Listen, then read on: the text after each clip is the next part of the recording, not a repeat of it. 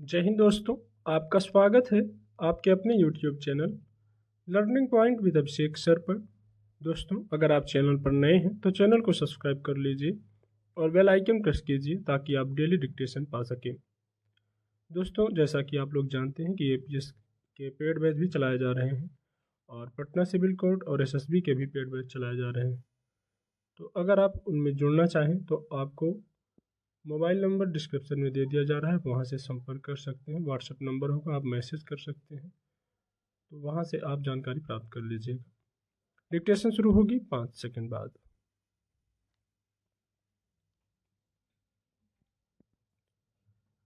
कहा जाता है यदि एक पुरुष शिक्षित होता है तो केवल वही शिक्षित होता है, किंतु यदि एक स्त्री शिक्षित होती है तो पूरा परिवार शिक्षित होता है। इससे स्त्री शिक्षा के महत्व का अनुमान लगाया जा सकता है। समाज में जो परिवर्तन की लहर बह रही है उसे देखते हुए यह जरूरी हो जाता है कि हर क्षेत्र में स्त्री को समान अधिकार मिले। यह स्त्री शिक्षा के बल पर ही संभव है। हालांकि सामाजिक विधानों ने महिलाओं को राजनीतिक, आर्थिक, सामाजिक और धार्मिक अधिकार दिए हैं, लेकिन मात्र अधिकार प्राप्त होना उन्हें इन अधिकारों के लाभ प्राप्त करने के लिए प्रेरित नहीं कर सकता।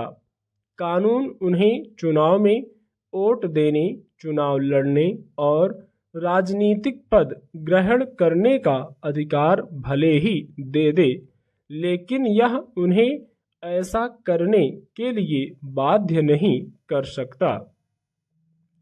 कानून महिलाओं को पिता की संपत्ति में हिस्सा लेने का अधिकार दे सकता है, पर वह उनको अपने भाइयों से अपना हिस्सा लेने के लिए बाध्य नहीं कर सकता।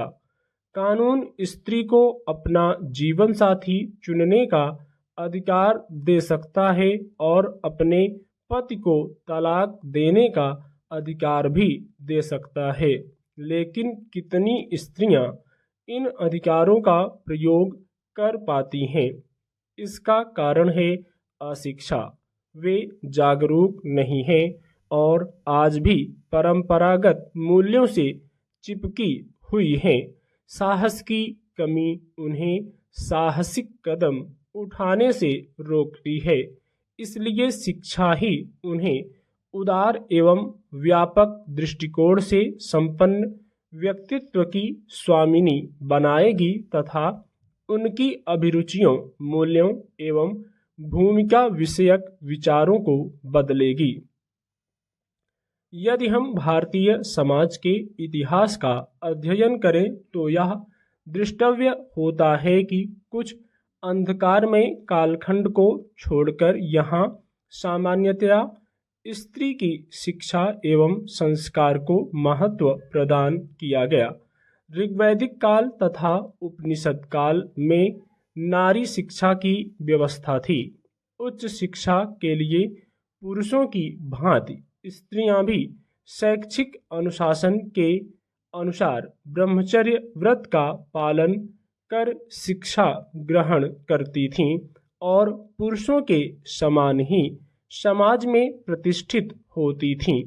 वैदिक युगीन साहित्य में अनेक विदुषी स्त्रियों का उल्लेख मिलता है।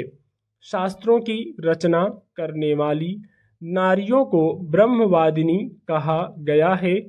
इनमें कोमसा, लोपामुद्रा, घोषा, इंद्राणी, विश्ववरा आदि के नाम प्रसिद्ध हैं। उस काल में नारियां पुस्तक रचना, शास्त्रार्थ तथा अध्यापन कार्य के रूप में उच्च शिक्षा का उपयोग करती थीं। शास्त्रार्थ प्रवीण गार्गी और अनुसुईया का नाम जगत प्रसिद्ध है। पतंजलि ने जिस शक्तिकी शब्द का प्रयोग किया है वह भाला धारण करने वाली अर्थ का बोधक है। इससे प्रतीत होता है कि उन दिनों की नारियों को सैनिक शिक्षा भी दी जाती थी। इसके अतिरिक्त स्त्रियों को ललित कला, नृत्य, संगीत आदि विधाओं की शिक्षा भी दी जाती थी। इसके बाद बौद्ध युग में भी स्त्री शिक्षा महत्व का विषय रही। मध्यकाल में मुस्लिम सभ्यता एवं संस्कृति के आगमन के साथ स्त्री शिक्षा का स्तर लगातार गिरता चला गया। स्टॉप।